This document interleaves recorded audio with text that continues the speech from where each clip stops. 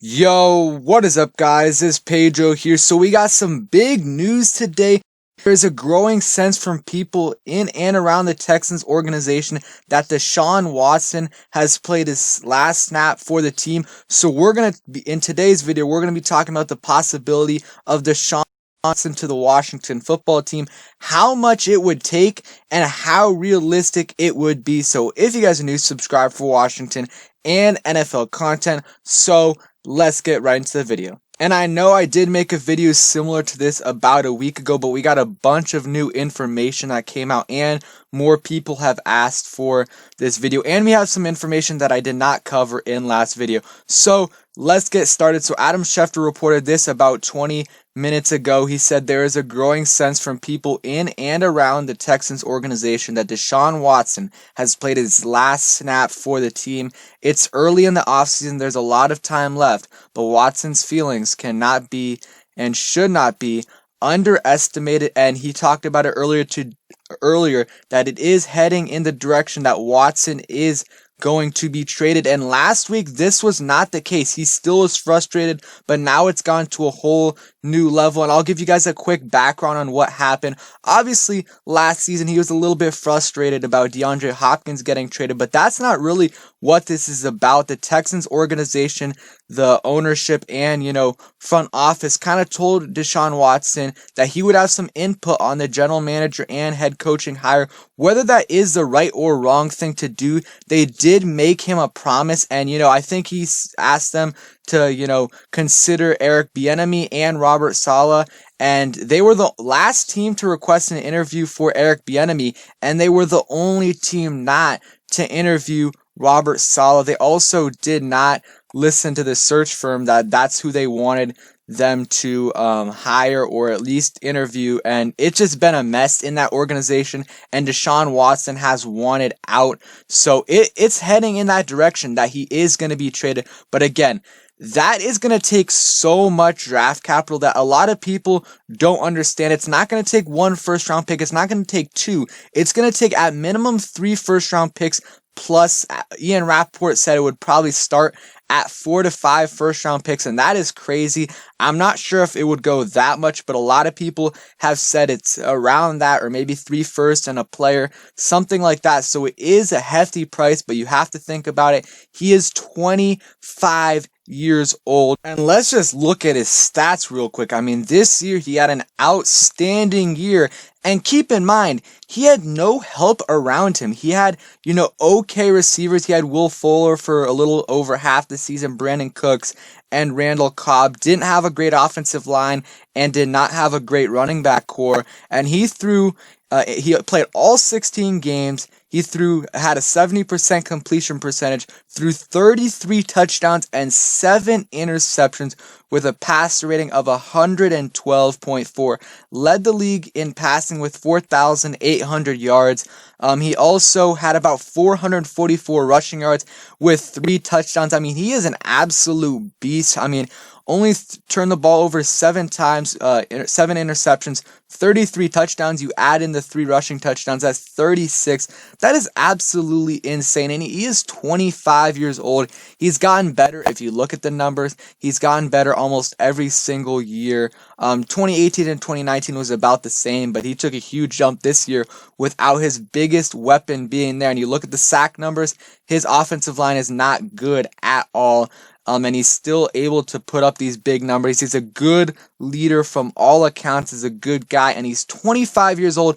And if you look at the cap, he's only a $10.5 million cap hit. We'll talk about that a little bit later. And something else to consider is I have heard from someone relatively close to the organization, and they did say that if someone of Deshaun Watson's caliber at the quarterback position was available, which it seems like it is happening here in Houston, that they would be pretty aggressive in going after that quarterback because of the need at that position. You can believe me or not, but that is what I was told.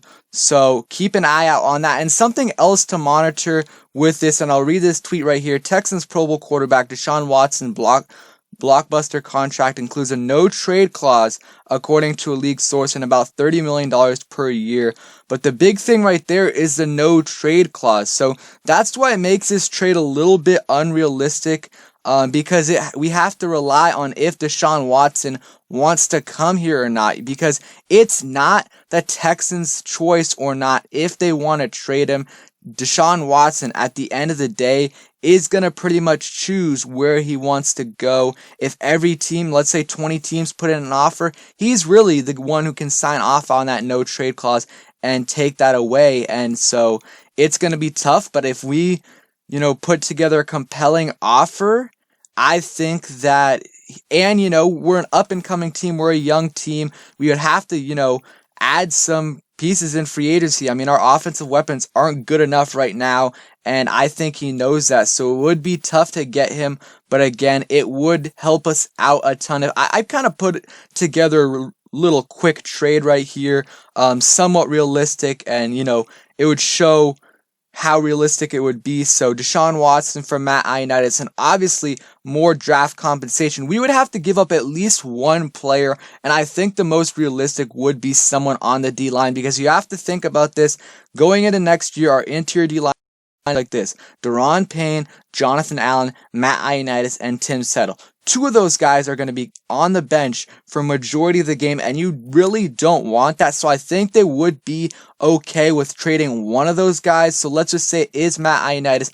We would lose a little bit of cap space, and again, this cap space right here is assuming Alex Smith retires or we move on from him and some other things happen, but we would still be in a good cap space, cap situation, because I do believe that his new contract does not kick in until next year at the earliest. So we do have some time remaining, and we would still be able to go out there and sign some guys. But at the end of the day, it just comes down to how much are they willing to give up.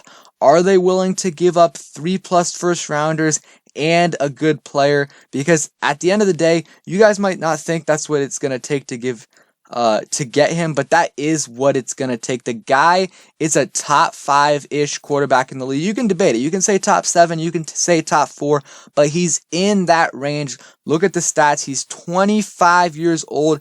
And you might say that $39 million contract extension is very expensive, but in 4 years, that's not going to be very expensive at all, because there's new quarterbacks every year that are going to reset the market or at least come close to it. Lamar Jackson's going to get a contract extension this offseason. Josh Allen is going to get one soon. So more quarterbacks are going to get extensions, and Deshaun Watson's deal is going to be, it's still going to be up there, but it's not going to be as expensive, obviously, as it is right now, or 2022 when it does kick in. So let me know down in the comments below what you would do and how much you would be willing to give up. For me, it's really tough, because you add Deshaun Watson to this team, and we are a 12+ win team. And I know that seems like a lot, but his quarterback play this year, you can say, if you can debate, like I said, if he's a top 5, top 7 quarterback in the NFL, but this year he had a statistical top 3 quarterback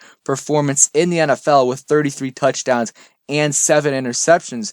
Obviously, you're going to be giving up someone in that defensive line probably, or another player, and some draft capital, so that would hurt a little bit. But I would say, they would win about 10 to 12, maybe even more games. We would definitely be the favorites to win the NFC East, and I think we could definitely win a playoff game, or maybe even more, with Deshaun Watson. I know I'm getting ahead of myself, but it's going to be very, very interesting to see how all of this plays out. There's a lot of teams, especially since we have the 19th overall pick in the draft, that are ahead of us in terms of how much they can give up. The Jets have a bunch of, draft capital. The Dolphins do as well, especially with them having Tua on the roster. So there's a lot of things to take into account, and it's not very realistic for us, but it would be absolutely incredible if he was on our roster. And yeah, let me know what you guys think. Comment down below, and peace.